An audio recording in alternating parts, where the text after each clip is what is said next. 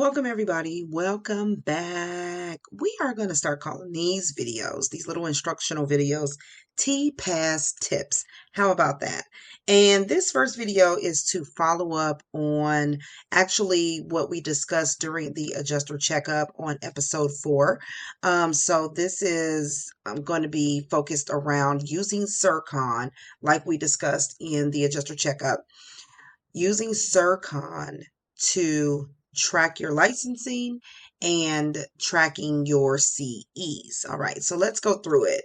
We weren't able to share the video when we went through it on the adjuster checkup, so I promised that I would create videos for this as well as the job searching in those different job search websites that I had provided. So stay tuned for some future videos that'll be coming out this week and next week and the week after about job searching using different search tools and different search engines. Okay, so let's get started with Sircon. So this is how you um, track and trace your information with Sircon. Actually, I think it's really cool that they offer this service for free for adjusters. I know that you can upgrade the service and get a little bit more from them, but if you don't have all of that right now, that's okay. You got to start from where you're at, okay?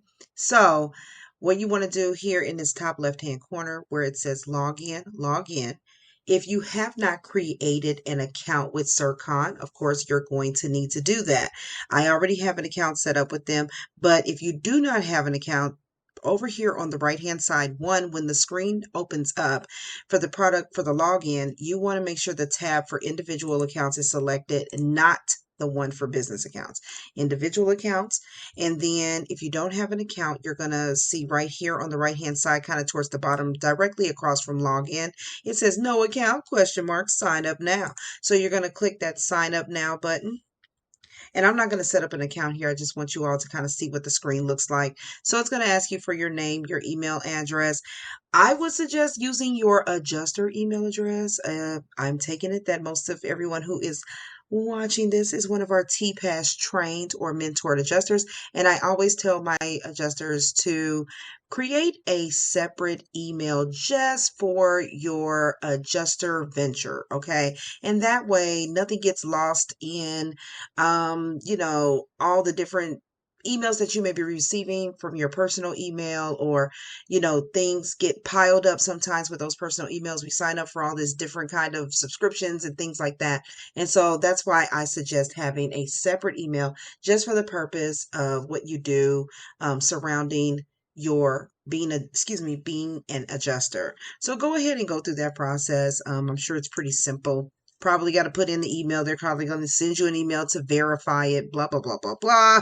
Right. And Bob's your uncle. Okay. So I'm going to go ahead here and log in with my information. So I just want you all to see what this looks like. I don't want this video to take too long. So like I was saying in the video, after you log in or create your account, verify it, and then log in, you're going to come to this overview page here with Sircon. And let me actually move my speaking box down here a little bit because we need to see the rest of these screens. Okay, so what you want to do is kind of see like what your activities have been, is how you look and see if you apply for a license, if it's pending, if the decision's been made, it's approved, whatever the case. You're going to go over to, you have these 4 tabs at the top: overview, contacts, services, and activities. You're going to click on activities, and there you're going to see the list of the licenses that you have applied for and what has been approved or under review or whatever the case may be. And like I was telling everybody, you're only going to see Sircon defaults to only showing you 10. If you go to the bottom left corner, it's going to say show 10. If you hit that drop down, you can increase the number that you see on displayed on that screen. If you are fine with the 10 and all you want to do is scroll over, if you go over to the right, it'll tell you 1 of 10 out of however many entries there are, because it's tracking everything over time from the time you started tracking it with Sircon, right? Since you, from the time you really created an account in Sircon and then was applying for applications after that account was created. So it may very well that you have nothing in there right now, right? So from there, that's how you would track it. And you would just look at it and take a look at the application, see the approval or the renewals or whatever the case may be, and go on about your business. Now, in order to look at the CEs, you're going to go to services. Actually, if you saw when we went, I'll go back to overview for just a second.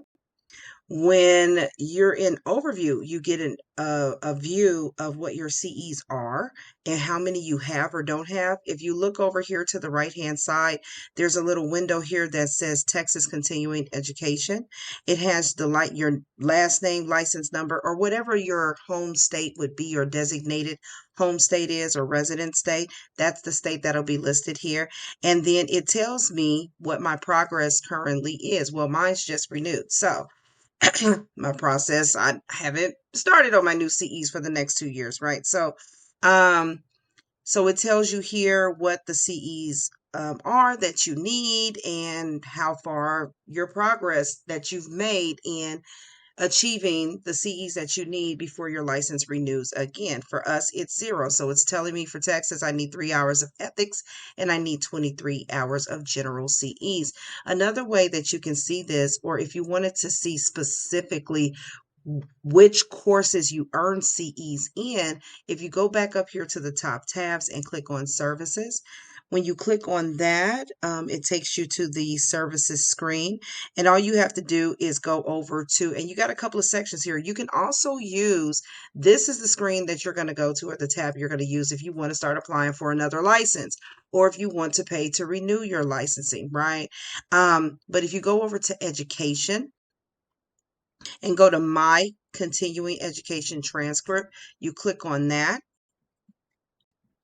It's going to ask you, well, what state is this for? You should always be picking either your resident state or your designated home state. Okay. Putting in your license number and your last name.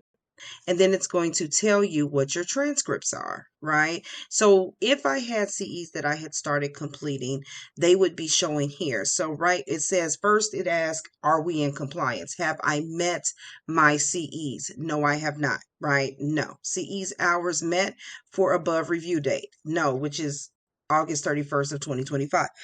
No, right? And then it goes under for requirements. It says, okay, we need 3 ethics. That's what's required. How many have been applied? Right now, none have been applied because we haven't taken any classes yet. Then it says, okay, how many hours do you have remaining? So say I took a course and I got 1 CE. Then under applied hours, it would say 1 ethics CE, right? And the remaining hours, it would be 2, but my status would still be incomplete until the applied hours equals the same or more than the required hours. Same thing for total general CEs.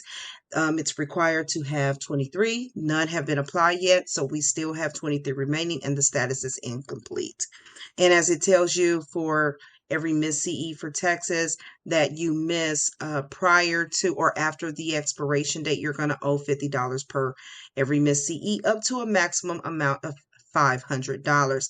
So if I had CEs that I had completed though and entered here, what would happen is I would scroll down here to the bottom, and under the title that says courses here, that's where the classes that I took where I earned CEs would be listed. So you would actually see the course, see how many CEs were reported, that sort of thing. So if there was any kind of discrepancy, you could go back to whoever that vendor was that gave you that course or whatever and say, hey, I'm not seeing my CEs. We just took it. Do you guys know how long it takes, or when are you all going to report it and put it in?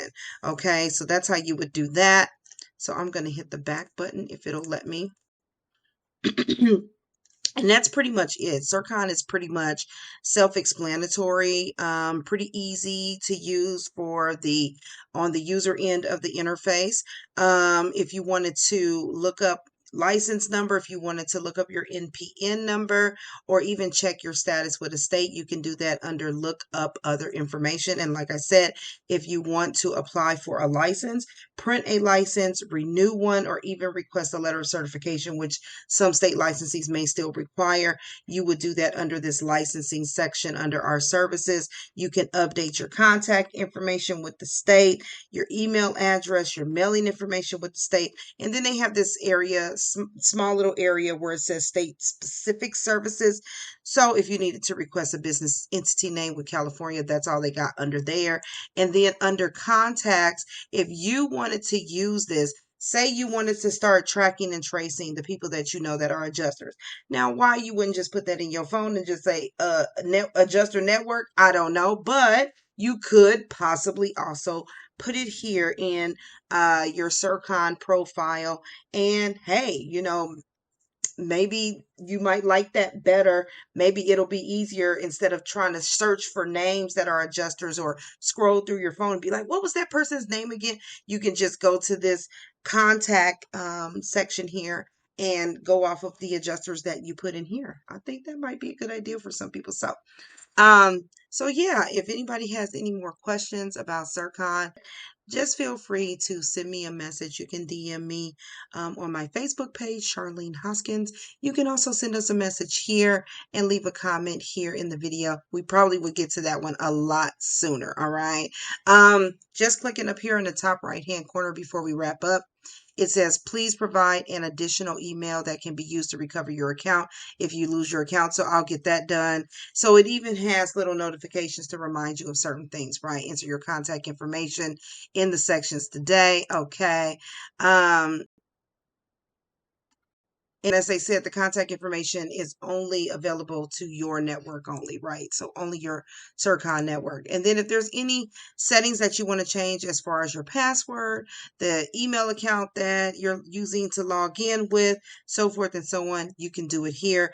And of course, you have the option if you want to pay more for the Sircon premium subscription, which basically allows you to view your licenses and the lines of authority for every state in which you are licensed.